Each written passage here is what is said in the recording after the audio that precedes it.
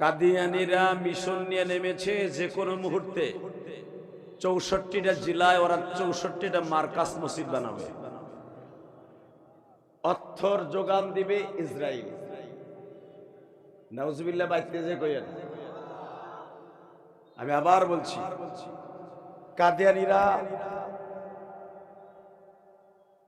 আল্লাহ ৩৬৫টা মসজিদ করবে ২০৩০ সালের আগে, যোগান দিবে ইসরায়েল।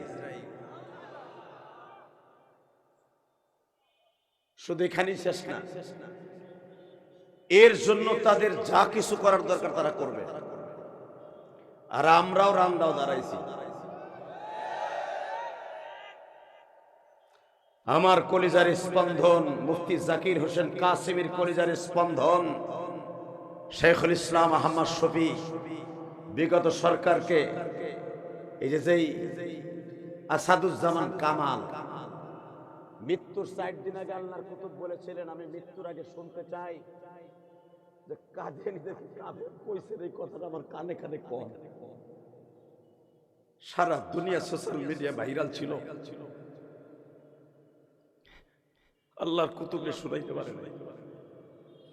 ফাঁসির রায় তো ঠিকই হয়ে গেছে তোমার বিরুদ্ধে, কিন্তু মনে রাখতে হবে অভিনয় করেও যদি শেখুল ইসলামের কানে কানে বলতেন, হ্যাঁ কাফের ফতোয়ার জন্য যত চেষ্টা আছে আমি করব, এবং আমি ব্যক্তিগত করলাম, আল্লাহর কসম করে বলি শেখুল ইসলাম আহমদ শফির রুহুটাও তোমার জন্য দোয়া করত।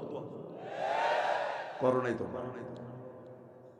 ডক্টর ইউনূসকে শেখ হাসিনাও সুদখোর কইছে, খালেদা জিয়াও সুদখোর কয়, আমরা হুজুররাও তারে সুদখোর করি।